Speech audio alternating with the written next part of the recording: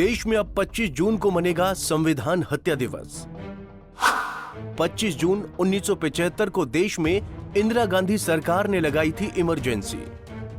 देश के संविधान को जिस तरह से कांग्रेस के लोगों ने और कांग्रेस गठबंधन के लोगों ने पूरी तरह से तार तार किया, संविधान के विचारधारा को समाप्त करने का प्रयास किया, उसकी एक तरह से हत्या है। चोर मचाए शोर वाली हाल में संविधान को लेकर के छाती से लगा के घूम रहे थे। संविधान का हत्यारा वो संविधान बचाने की बात कर रहे थे। और वास्तव में 25 जून 75 का जो दिन था भारत इतिहास में काला अध्याय था। जेलों के अंदर बंद कर दिए गए थे।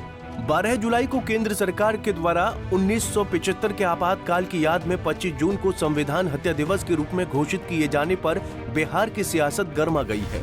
सत्ता पक्ष और विपक्ष दोनों की ओर से जमकर जुबानी हमले हो रहे हैं। इसी क्रम में बिहार के डिप्टी सीएम विजय कुमार सिन्हा ने विपक्ष पर तंज कसते हुए कहा, कांग्रेस के लोग और इंडिया गठबंधन के लोगों ने देश के संविधान को जिस तरह से तार तार करने की कोशिश की, ये एक प्रकार से हत्या है और ऐसे लोग संविधान को छाती से लगाकर घूम रहे थे। जो संविधान के हत्यारे हैं वो संविधान बचाने की बात कर रहे थे। आने वाली पीढ़ी को ये भ्रमित करते हैं तो उस पीढ़ी को याद दिलाना है कि संविधान का हत्यारा कौन, कांग्रेस के असली चेहरे को दिखाना जरूरी है। देखिए, देश के संविधान को जिस तरह से कांग्रेस के लोगों ने और कांग्रेस गठबंधन के लोगों ने पूरी तरह से तार तार किया, संविधान के विचारधारा को समाप्त करने का प्रयास किया, उसकी एक तरह से हत्या है। और ऐसे मानसिकता के लोग चोर मचाए शोर वाली हाल में संविधान को लेकर के छाती से लगा के घूम रहे थे। जो संविधान का हत्यारा वो संविधान बचाने की बात कर रहे थे। आने वाले पीढ़ी को ये भरमाते हैं, उस पीढ़ी को बार बार याद दिलाना है कि संविधान का हत्यारा कौन, संविधान को तार तार करने वाला कौन, संवैधानिक संस्था का अपमान करने वाला कौन। ये कांग्रेस के लोग कि चेहरे, असली चेहरे को दिखाना आज सबकी जिम्मेवारी है। वहीं बिहार सरकार के मंत्री प्रेम कुमार ने केंद्र सरकार के फैसले का स्वागत करते हुए कहा, सही फैसला है, हम इस फैसले का स्वागत करते हैं। वास्तव में 25 जून 1975 का दिन इतिहास में काला अध्याय था। उसके भोगी हम तमाम लोग रहे हैं। हम जेलों के अंदर तक कर दिए गए थे।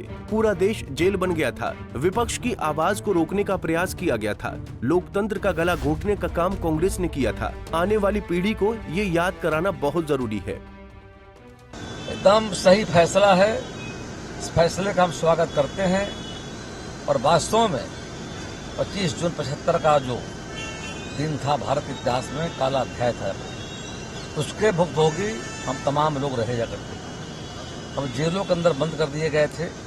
हमारे बड़े नेता अटल बिहारी वाजपेयी, आडवाणी जी, मुरारजी भाई, जयप्रकाश नारायण, लाखों कार्यकर्ता और देश में जो संविधान की हत्या की गई जा करके फंडामेंटल जो राइट था निलंबित कर दिए गए थे।